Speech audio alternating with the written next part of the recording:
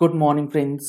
GST platform के YouTube channel में आप सभी का स्वागत है। जी हाँ friends, GST cancellation and revocation से रिलेटेड और आपका assessment of GST non return filer से रिलेटेड दो इम्पॉर्टेंट रिलीफ जो है वो फाइनेंस बिल 2023 के अंदर इंट्रोड्यूस कर दिया गया है, जैसा कि जीएसटी काउंसिल की मीटिंग में रिकमेंड किया गया था।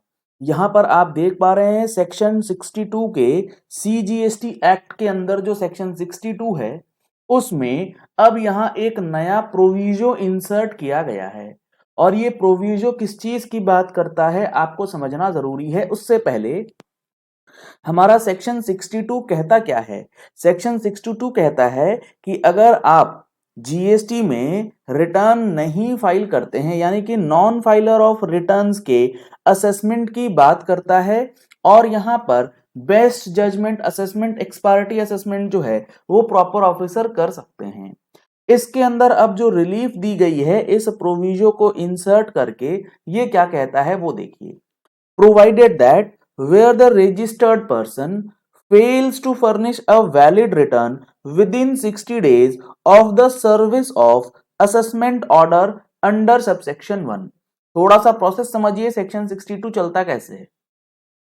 अगर कोई रजिस्टर्ड पर्सन है, वो अपनी जीएसटी की रिटर्न्स फाइल नहीं करता है और उसका केस सेक्शन 62 के अंदर आ जाता है।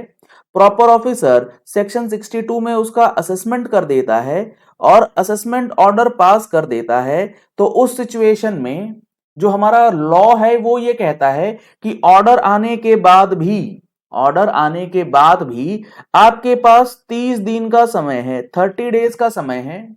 अगर आप विद इन 30 डेज अपनी वैलिड रिटर्न फाइल कर देते हैं तो आपका जो ये असेसमेंट ऑर्डर है ये इफेक्टिव नहीं होगा, ये ऑटोमेटिकली विथड्रॉ मान लिया जाएगा।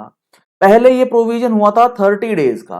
अब जो जीएसटी काउंसिल की मीटिंग हुई उसके अंदर इस 30 डेज को 60 डेज तक एक्सटेंड किया गया, यानी कि अब इस 30 डेज की बजाय आपके पास 60 डेज का टाइम पीरियड होगा इन जीएसटी रिटर्न्स को फाइल करने के लिए। और उसके बाद आपका असेसमेंट ऑर्डर ऑटोमेटिकली खत्म हो जाएगा, निरस्त हो जाएगा।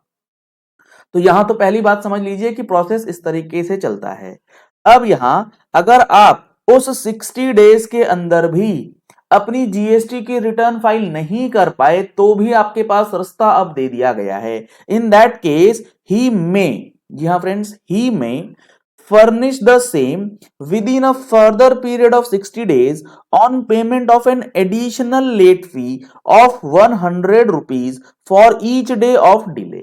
यानी कि आप 60 डेज तक फाइल करते हैं तब तो आपको नॉर्मल लेट फी यानी कि 100 रुपए सीजीएसटी, 100 रुपए एसजीएसटी में, या 25 रुपए या 25 रुपए एज द केस में भी सीजीएसटी एसजीएसटी में लगाई जाएंगे। अगर आप 60 डेज के बाद, अगर आप 60 डेज के बियॉन्ड अपनी रिटर्न फाइल करते हैं और फर्दर 60 डेज तक, यानी कि 60 डेज के बाद up to a maximum period of 60 days, तो ये जो फर्दर 60 डेज के लिए है उसमें आपको एडिशनल लेट फी जो है वो 100 रुपीज सीजीएसटी और 100 रुपीज एसजीएसटी के हिसाब से पेमेंट करना होगा in addition to the normal late fee. जो नॉर्मल लेट फी वो तो लगेगी ही लगेगी, उसके साथ साथ एक एडिशनल लेट फी 100 रुपए पर डे, 100 रुपए पर डे एसजीएसटी सीजीएसटी में लगाए जाएंगे beyond this 60 days for a further period of 60 days. और अगर आप इसका पेमेंट करके beyond 60 days of the service of the assessment order and in case he furnishes a valid return within such extended period the said assessment order shall be deemed to have been withdrawn। यानी कि आप कुछ पैसे ज्यादा खर्च करके अपनी return file कर देते हैं तो आपका असेसमेंट ऑर्डर जो है वो निरस्त हो जाएगा, आपका आगे का प्रोसेस जो है वो स्ट्रीमलाइन कर दिया जाएगा। तो ये नॉन फाइलर्स ऑफ रिटर्न के लिए एक एडिशनल लेट फी की बर्डन डालते हुए एक रिलैक्सेशन देने का यहां प्रयास किया गया है। लेकिन एक नया कॉन्सेप्ट एडिशनल लेट फी का जो है वो भी अब लगाया जा रहा है इन रिलेशन टू या in extension of normal late fees, जैसा हम लोग आरओसी के अंदर देखते हैं। इंटरेस्ट का जो पेमेंट है वो तो आपको वैसे का वैसा जो भी बनता है वो करना होगा। अगर आप सेक्शन 50 के बारे में जानना चाहते हैं, सेक्शन 47 के बारे में जानना चाहते हैं, जीएसटी रिटर्न के प्रोविजंस को सीखना चाहते हैं, तो आप हमारा प्रैक्टिकल जीएसटी का कोर्स ज्वाइन कर सकते हैं, जिसमें हम लोग आज जीएसटी रिटर्न्स के ऊपर डिस्कस करने वाले हैं। अगर आपको इसमें रजिस्टर करना है तो दिए गए नंबर्स पे कॉल करके, व्हाट्सएप करके आप रजिस्ट्रेशन करा सकते हैं और अपने आप को अपडेट कर सकते हैं रेलिवेंट जीएसटी के एक्ट और रूल्स के साथ। इसकी रिकॉर्डिंग्स जो है वो भी आपको अवेलेबल करवाई जाती है, जिसके लिए आप अगले 1 साल तक वैलिड रहते हैं, उसको आप देख सकते हैं। तो आपको ये चीज असेसमेंट ऑफ नॉन फाइलर्स के लिए जो जीएसटी काउंसिल की मीटिंग के अंदर प्रपोज किया गया था, रिकमेंड किया गया था, वो अब एक्ट के जरिए चीजें हो रही हैं।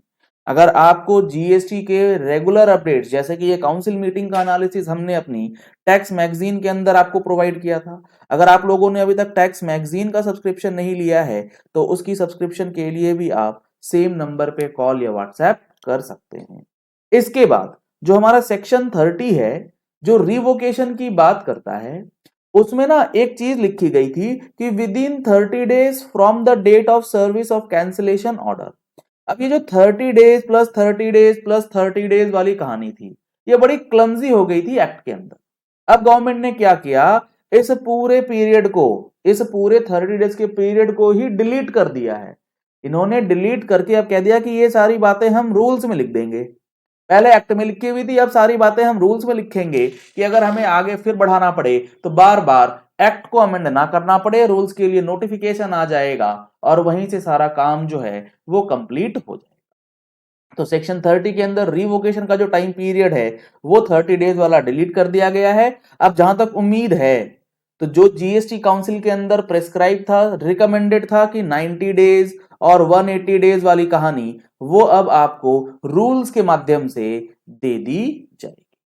तो इन सारे अपडेट्स के लिए आप हमारे टेलीग्राम चैनल को भी ज्वाइन कर सकते हैं। अगर आपको ये फाइनेंस बिल 2023 का अमेंडेड रूप जो हम लोग डिस्कस कर रहे हैं उसकी रिक्वायरमेंट है, तो ये हमारे Telegram channel GST platform updates में अवेलेबल है, आप वहां से उसे डाउनलोड कर सकते हैं। Thank you and have a nice day. Subscribe करें जीएसटी प्लेटफॉर्म यूट्यूब चैनल को और बेल आइकन प्रेस कर लें जीएसटी और इनकम टैक्स की वीडियोस सबसे पहले देखने के लिए।